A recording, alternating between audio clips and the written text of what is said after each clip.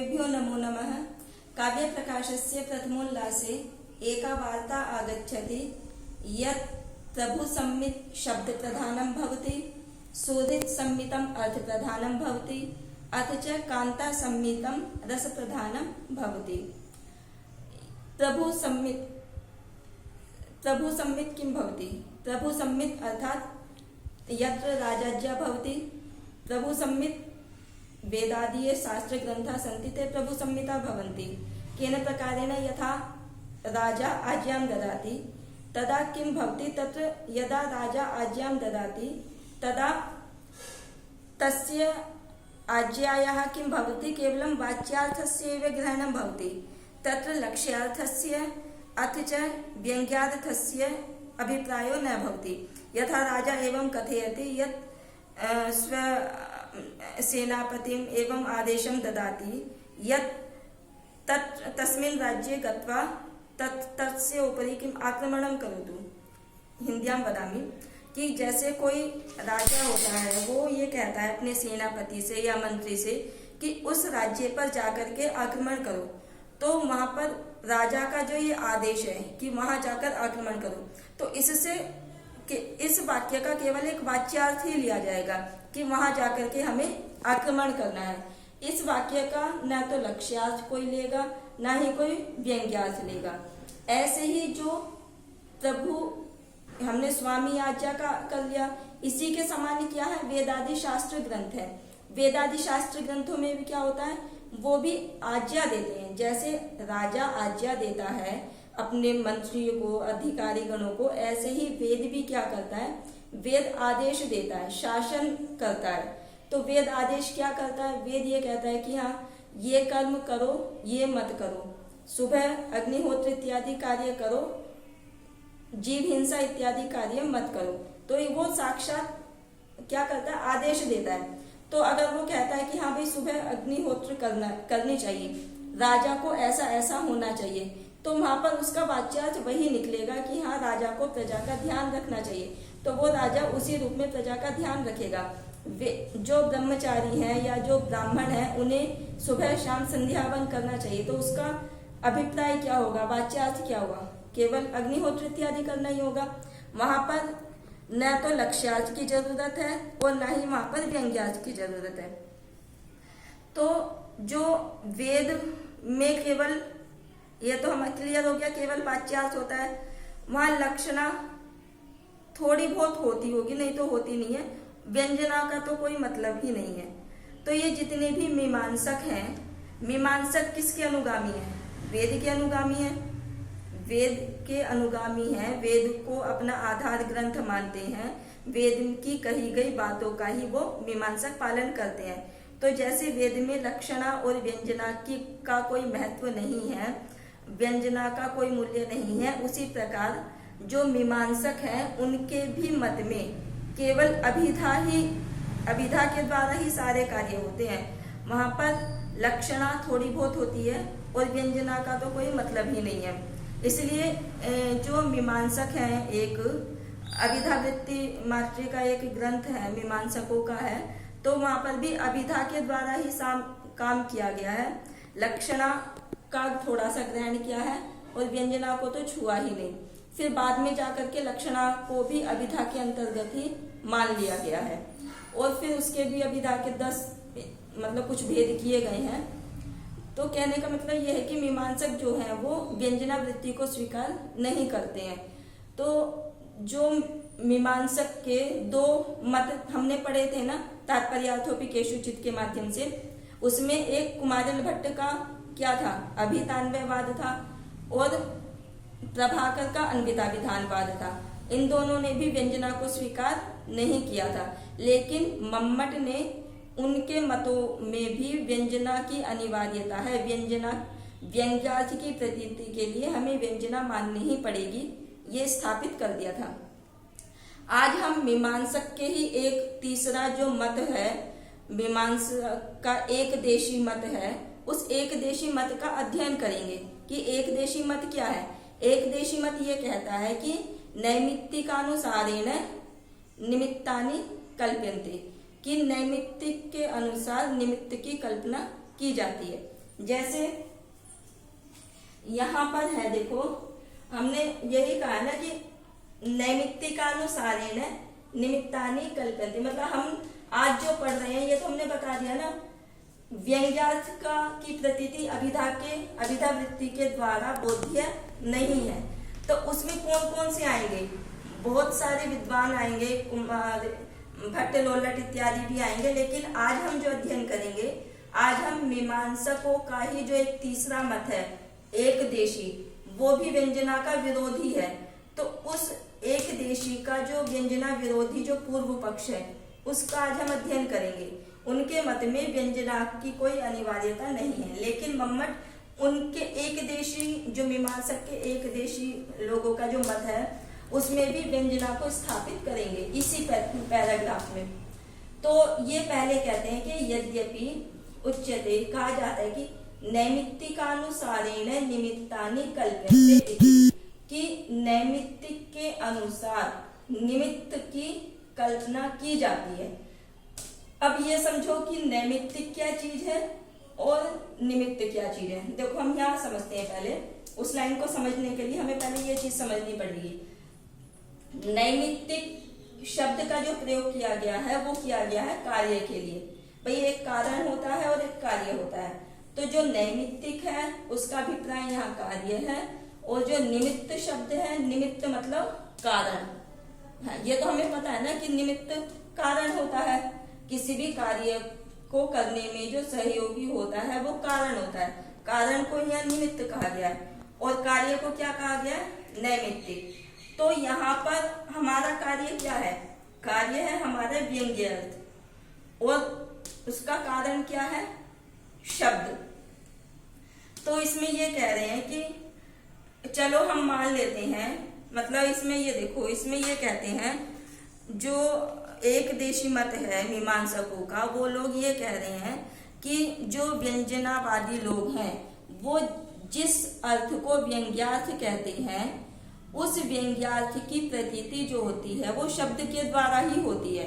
मतलब उस व्यंग्य अर्थ को का जो कारण है वो शब्द है। क्लियर हुआ?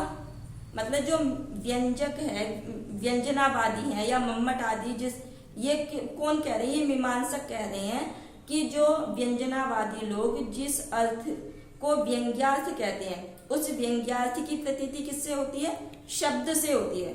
ये मिक्स मत करना, मम्मट अलग है व्यंजनावादी, और जो व्यंजना को स्वीकार नहीं करते मीमांसक वो अलग है। ये हम मीमांसकों की बात कर रहे हैं कि मीमांसक ये कहते हैं कि जो व्यंजनावादी जिस अर्थ को व्यंग्यार्थ कहते हैं उस व्यंग्य अर्थ की प्रतीति शब्द से होती है, यानी कि उस व्यंग्य अर्थ को हम जिससे जानते हैं उसका कारण कौन है, उसका कारण शब्द है। शब्द के बिना और कोई कारण नहीं हो सकता, मतलब किसी और के द्वारा हम व्यंग्य अर्थ को नहीं जान सकते। भाई यहाँ व्यंग्य अर्थ क्या है, कार्य है, और कारण क्या है, शब्द। क्यों है, क्योंकि उस व्यंग्य अर्थ की जो हमें प्रतीति हो रही है, जो हमें ज्ञान हो रहा है, वो ज्ञान किससे हो रहा है, वो व्यंग्यार्थ का ज्ञान किससे हो रहा है, व्यंग्यार्थ का ज्ञान हमें शब्द से हो रहा है। तो कह रहे हैं कि उस व्यंग्य अर्थ का ज्ञान जब शब्द से हो रहा है तो उस व्यंग्य अर्थ का जो निमित्त है वो शब्द ही होगा, शब्द से अलग और कोई निमित्त नहीं होगा। भाई जिससे ज्ञान होगा किससे हो रहा है, शब्द से हो रहा है। शब्द इसका मतलब वहाँ कारण है, निमित्त है। उस व्यंग्यार्थ रूपी कार्य को करने में शब्द के ही कारण है, उससे अलग और कोई कारण नहीं है। तो ये कह रहे हैं कि अच्छा चलो मान लेते हैं कि वो जो शब्द है वो कारण है, व्यंग्य अर्थ हमें प्राप्त कराने में शब्द कारण है। तो वो कारण किस प्रकार का है, क्योंकि निमित्त जो होता है, निमित्त के लिए दो चीजें आती हैं कि एक जो कारण होता है एक तो ज्ञापक होता है और एक उत्पादक होता है। उत्पादक का मतलब होता है उत्पन्न करने वाला। तो यहाँ ये विचारणीय बात है कि क्या जो शब्द व्यंग्य अर्थ को उत्पन्न करता है, उत्पन्न तो नहीं करता ना, तो वो उसका उत्पादक तो हो नहीं सकता। तो क्या है, वो प्रकाशक होता है, बोध्य होता है, ज्ञापक होता है, मतलब ज्ञान कराने वाला है वो उसको उत्पन्न करने वाला नहीं है। मतलब यहाँ पर दो चीजें हैं, एक कारकत्व यानी कि उसको बनाने वाला, कारकत्व कहो या उत्पादक कहो। तो कारकत्व तो वो हो नहीं सकता क्योंकि जो शब्द है वो उस व्यंग्य अर्थ को उत्पन्न नहीं करता है, तो वो कारकत्व तो हो नहीं सकता। फिर क्या होगा, फिर वो ज्ञापकत्व होगा।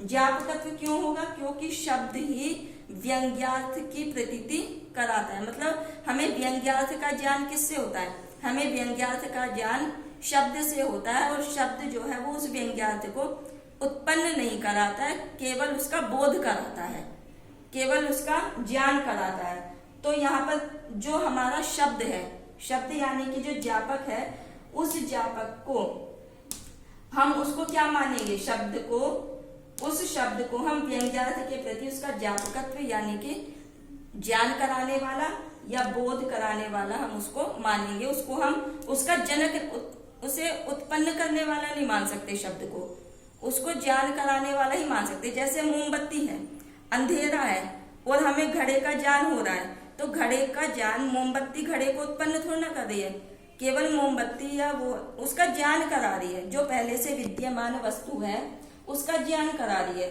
तो ऐसे ही यहाँ पर जो शब्द है उस व्यंग्यार्थ को उत्पन्न नहीं कर रहा है, बल्कि उस व्यंग्य अर्थ को प्रकाशित कर रहा है। जैसे लाइट जो है वो किसी भी वस्तु को ज्ञान करा, अगर अंधेरा होगा तो हमें वस्तु का ज्ञान नहीं होगा ना। मान लो अंधेरा है, हमें कोई वस्तु अंधेरे में जा करके देखना है, तो हम उसके लिए कोई कारण निमित्त को लेंगे ना, टॉर्च लेंगे, मोमबत्ती जलाएंगे, तो वो मोमबत्ती क्या करेगी, वो वस्तु जो पहले से रखी हुई है उस वस्तु का ज्ञान करा देगी। तो ऐसे ही यहाँ पर जो शब्द है, यहाँ पर शब्द व्यंग्य अर्थ को उत्पन्न नहीं करता है, बल्कि उस व्यंग्य अर्थ का ज्ञान कराता है।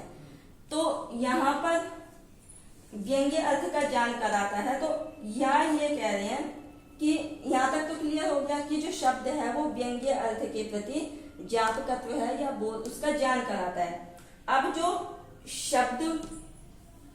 शब्द से व्यंग्यार्थ का ज्ञान कराता है, वो उसका कैसा संबंध है, वो उसका बोध्य बोधक भाव रूप संबंध है, यानी कि निमित्त नैमित्तिक भाव बोलेंगे। बोध्य बोधक यानी कि जो शब्द और व्यंग्यार्थ का जो संबंध है वो कैसा है, बोध्य बोधक भाव है। बोध्य बोधक मतलब जो ज्ञान कराता है, वो जो ज्ञान कराएगा और जिसका ज्ञान करा होगा, दो चीजें हैं, तो उन दोनों का जो आपस में संबंध है वो कैसा है, वो बोध्य बोधक संबंध है, निमित्त नैमित्तिक संबंध है। निमित्त यानी कि कारण, नैमित्तिक मतलब कार्य, कारण और कार्य का संबंध, बोध्य और बोधक भाव रूप जो संबंध है, नित्य नैमित्तिक, ये जो संबंध है ये किसी बिना शक्ति के हो सकता है, नहीं हो सकता। तो इसकी बिना शक्ति के नहीं हो सकता, तो इसके लिए हमें क्या करना पड़ेगा, किसी शक्ति को मानना पड़ेगा। वो शक्ति क्या है, जैसे शब्द से अर्थ की अगर हमें प्रतीति करनी है तो वहां पर कौन सी शब्द शक्ति आती है, अभिधा शब्द शक्ति। शब्द से जो साक्षात अर्थ निकलता है, वाच्य अर्थ निकलता है, वो किससे निकलता है, अभिधा शक्ति से। तो ये कह रहे हैं कि जो जैसे शब्द से अर्थ की प्रतीति अभिधा शक्ति से होती है, ऐसे ही शब्द से व्यंग्यार्थ की जो प्रतीति है वो भी अभिधा शक्ति से ही होगी। ये मीमांसक कह रहे हैं, क्योंकि वो व्यंजनावृत्ति को स्वीकार नहीं करते, वो सारे काम अपने अभिधा से ही स्वीकार करते हैं। तो जैसे शब्द से अर्थ की प्रतीति अभिधा शक्ति से होती है, वैसे ही शब्द से व्यंग्यार्थ की जो प्रतीति है वो भी अभिधा शक्ति से ही होगी। ये क्या है, ये सारा मीमांसकों का ही कहना है, ये जो हमने अभी तक अध्ययन किया है। यानी कि मीमांसक व्यंजनावृत्ति को स्वीकार नहीं कर रहे हैं, वो केवल शब्द से व्यंग्यार्थ की प्रतीति भी इस अभिधा शक्ति के द्वारा ही स्वीकार करते हैं। तो अब हम एक बार ऊपर देखेंगे, ये क्लियर हो गया होगा तो फिर ऊपर भी हो जाएगा। देखो यहाँ तक तो ये कह रहे हैं कि नैमित्तिकानुसारेण निमित्तानि कल्प्यन्ते। मीमांसकों का ही मत है ये कि निमित्त के अनुसार, नैमित्तिक के अनुसार निमित्त की कल्पना की जाती है। यानी कि नैमित्तिक यानी कि जो हमारा कार्य है, कार्य क्या है हमारा यहाँ पर व्यंग्यार्थ, यानी कि व्यंग्यार्थ के अनुसार निमित्तानि अर्थात जो कारण है, कारण कौन है, शब्द, नैमित्तिक अर्थात कार्य, कार्य अर्थात कार्य क्या है, व्यंग्यार्थ, उस व्यंग्यार्थ के अनुसार ही हमें निमित्त अर्थात कारण, कारण अर्थात शब्द, व्यंग्यार्थ का कारण कौन है, शब्द, उसकी कल्पना की जाती है। ये कह रहे तत्र निमित्तत्वम कारणत्वम ज्ञापकत्वम च, वहां पे जो निमित्तत्व यानी कि जो कारण अर्थात जो शब्द है वो कैसा होता है, कारणत्वम और ज्ञापकत्वम। यहाँ पे कारणत्वम का मतलब ज्ञापक वो भी होगा, कारकत्व भी शब्द बोल सकते हैं, उत्पन्न करने वाला भी बोल सकते हैं कि वो कारण होता है, वो जो निमित्तत्व है वो कारण रूप होता है या ज्ञापक रूप होता है, यानी कि वो उसको जो शब्द है वो जो निमित्त है, जो शब्द है वो दो प्रकार का है, एक कारकत्व एक ज्ञापकत्व। तो वो कारकत्व जो है वो उसको उत्पन्न करने वाला है या उसका बोध कराने वाला है। शब्द जो है वो दो चीजें हैं, वो शब्द उस व्यंग्यार्थ को उत्पन्न करने वाला है या वह शब्द उस व्यंग्यार्थ को प्रकाशित करने वाला है, ये दो चीजें हैं। तो यहाँ पर कह रहे हैं कि शब्दस्य प्रकाशकत्वात् न कारकत्वम, कि शब्द का जो है ना वो प्रकाशक होने से वो कारक नहीं है। प्रकाशक यानी कि जो शब्द है वो उस व्यंग्यार्थ का प्रकाशक होता है, प्रकाशक होने की वजह से वो उसको उत्पन्न नहीं कर सकता। फिर आगे कह रहे हैं कि ज्ञापक जब उत्पन्न नहीं कर सकता, तो ये मान रहे हैं कि मीमांसक ये कह रहे हैं कि वो केवल ज्ञापक ही हो सकता है, वो केवल जो शब्द है वो व्यंग्य अर्थ को केवल प्रकाशित कर सकता है। तो यहाँ पर ये आगे कह रहे हैं कि आगे अब ये समाधान कहेंगे। यहां तक तो शंका थी किसकी, मीमांसकों का कथन था। अब आगे जो है जो व्यंजनावादी हैं, जो मम्मट हैं, वो अपना मत कह रहे हैं, उनका समाधान कर रहे हैं। क्या समाधान है कि ज्ञापकंतु अज्ञातस्य कथम, कि ज्ञापक यानी कि जो प्रकाशित है, प्रकाश करने वाला है, वो अज्ञात का कैसे कर सकता है। यानी कि अज्ञात यहाँ किस उसमें माना है, अज्ञात इस रूप में माना है कि जब जो जाना नहीं गया है उसका वो प्रकाशन कैसे कर सकता है, यानी कि शब्द के द्वारा व्यंग्य अर्थ का जब उसमें नहीं किया गया है, जो व्यंग्यार्थ तो अभी तक आया नहीं है, इन्होंने केवल अभिधा शक्ति स्वीकार, जो अब तक किया है वो हमने मीमांसकों का किया है। अब जो बात करेंगे वो हम मम्मट की बात करेंगे। तो मम्मट ये कह रहे हैं कि जो अभी तक ज्ञापित ही नहीं है, उस शब्द के द्वारा जिसका परिचय ही नहीं है, जो ज्ञात ही नहीं है, तो वो उसको प्रकाशित कैसे कर सकती है। प्रकाशित का मतलब हम ऐसा भी कर सकते हैं कि मान लो एग्जाम्पल दे रही हूँ, ये कोई वो नहीं है कि कोई अगर हम कोई साइंस का कुछ काम करने लगे या रिसर्च करने लगे, कोई साइंस की चीज होगी, तो हम क्या उसको प्रकाशित कर सकते हैं, उसके बारे में बता सकते हैं, नहीं करा सकते ना, क्योंकि वो हमारे द्वारा ज्ञात ही नहीं है। वो उसके बारे में हम जब जानते ही नहीं है तो हम उसको कैसे बता सकते हैं। तो यहाँ पर भी जब शब्द के द्वारा उस व्यंग्य अर्थ की प्रतीति नहीं होती, मतलब वो उसको जानता ही नहीं है, शब्द उस व्यंग्य अर्थ को जानता ही नहीं है, तो शब्द के द्वारा कैसे हो सकती है। आगे देखो, आगे समझ आ जाएगा कि ज्ञातत्वम च संकेत ही नहीं है, कि जो ज्ञातता वो अज्ञात क्यों है। ऊपर हमने कहा था ना कि जो ज्ञापक होता है वो ज्ञापक अज्ञात का कैसे हो सकता है, यानी कि शब्द से व्यंग्यार्थ की प्रतीति कैसे हो सकती है, मम्मट ये कह रहे हैं। तो ये कह रहे कि ज्ञातत्वम च संकेत ही नहीं है, क्योंकि जो ज्ञातता है वो तो संकेत ग्रह के द्वारा ही होता है, यानी कि जिस शब्द का जिस अर्थ में संकेत ग्रह होगा उसी के द्वारा वो शब्द उस अर्थ की प्रतीति कराएगा। ये तो हम पढ़ते ही आ रहे हैं कि अभिधा शक्ति से वाच्यार्थ निकलेगा, लक्षणा शक्ति से लक्ष्यार्थ निकलेगा, व्यंजना शक्ति से व्यंग्यार्थ निकलेगा। तो ये कह रहे हैं कि ज्ञातता तो संकेत ग्रह के द्वारा ही होती है, और वो सच है, और वो जो संकेत ग्रह है वो किसमें होता है, अन्वित मात्रे, अन्वित मात्र में होता है। यहाँ पर अन्वित मात्रे का मतलब ये है कि वो जो अन्वितत्व है वो केवल सामान्य वस्तु में होता है, विशेष रूप में नहीं होता। यानी कि सामान्य रूप का मतलब केवल वाच्यार्थ रूप में होता है, विशेष का मतलब वो व्यंग्यार्थ रूप में नहीं होता है। वो ज्ञापकत्व जो है, जो हमने कहा था प्रकाशित करना, उसका ज्ञान कराना, वो ज्ञान तभी करा सकता है जब संकेत ग्रह हो। और जो शब्द का अर्थ में संकेत ग्रह होता है, मीमांसकों के अनुसार वो केवल सामान्य वस्तु में ही होता है। सामान्य वस्तु यानी कि वाच्यार्थ में ही होता है, व्यंग्यार्थ में नहीं होता। तो जब व्यंग्यार्थ में नहीं होता तो वो शब्द उस व्यंग्यार्थ की प्रतीति कैसे करा सकता है? व्यंग्यार्थ की प्रतीति नहीं करा सकता। पहले हमने मीमांसकों का पक्ष देखा था, अब इसके पक्ष में मम्मट का देख रहे हैं। ये बातें मम्मट की हैं कि जब संकेत ग्रह वाच्यार्थ में है, व्यंग्यार्थ में है ही नहीं, तो वो उस व्यंग्यार्थ की प्रतीति कैसे करा सकता है? करा ही नहीं सकता। तो अब कह रहे हैं एवं च निमित्तस्य नियत निमित्तत्वं यावत् न निश्चितम्, अर्थात यावत जब तक निमित्तस्य नियत निमित्तत्वं, निमित्तस्य अर्थात जब तक कि शब्द का नियत निमित्तत्वं यानी कि जब तक शब्द का व्यंग्यार्थ निश्चित नहीं होता, व्यंग्यार्थ निश्चित नहीं होता यानी कि व्यंग्यार्थ में संकेत ग्रह नहीं होता है, तावत तब तक न नैमित्तिकस्य प्रतीतिरेव कथमिति, तब तक नैमित्तिक अर्थात व्यंग्यार्थ की प्रतीति कैसे हो सकती है? जब तक हम शब्द के द्वारा व्यंग्यार्थ में संकेत ग्रह नहीं मानेंगे, उसका निश्चितकरण नहीं करेंगे शब्द का, जब तक हम व्यंग्यार्थ के साथ उसका संबंध स्थापित नहीं करेंगे, तब तक उस नैमित्तिक अर्थात व्यंग्यार्थ की प्रतीति कैसे हो सकती है?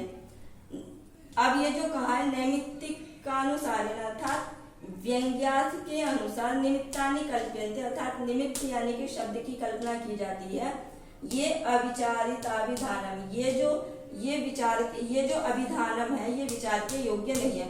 अर्थात व्यंग्यार्थ के द्वारा, व्यंग्यार्थ के अनुसार जो निमित्त अर्थात शब्द की कल्पना की जा रही है, वो कल्पना विचार के योग्य नहीं है। यहाँ पर मम्मट ने जो मीमांसक के एक देशी मत था व्यंजना विरोधी, उसका खंडन कर दिया है। यहाँ तक जो यद्यपि उच्यते से लेकर के जो ये कारकत्व है, यहाँ तक जो है मीमांसकों का मत है। मीमांसक कह रहे हैं कि शब्द को ही व्यंग्यार्थ का जापक मानो, कारक तो भाई दोनों ही स्वीकार कर रहे हैं, मीमांसक भी और मम्मट भी। मम्मट भी ये कह रहे हैं कि जो शब्द है वो व्यंग्य अर्थ का ज्ञापक है, कारक नहीं है। यहाँ तो इनकी समानता है, लेकिन यहाँ से जो ज्ञापकंतु अज्ञातस्य कथम, यहाँ से मम्मट जो है अपना व्यंजना की स्थापना कर रहे हैं, उनका खंडन कर रहे हैं। जो मीमांसक के एक देशी हैं जो व्यंजना का विरोध कर रहे हैं, उनका मत सुनने के बाद यहाँ से मम्मट उनके पक्ष का क्या कर रहे हैं? खंडन कर रहे हैं कि नैमित्तिक अर्थात व्यंग्यार्थ के अनुसार निमित्त अर्थात शब्द की कल्पना की जाती है। यह ऐसा जो विचार है वो विचार योग्य ही नहीं है, ऐसा विधान, ऐसा जो ज्ञान है वो विचार के योग्य ही नहीं है। ये हमने आज पढ़ लिया मीमांसकों का जो एक देशी व्यंजना विरोधी पूर्व पक्ष है, इसके बारे में अध्ययन किया। अब आगे भट्ट लोलट इत्यादि है, उसी का अध्ययन करेंगे, वो हम कल पढ़ेंगे।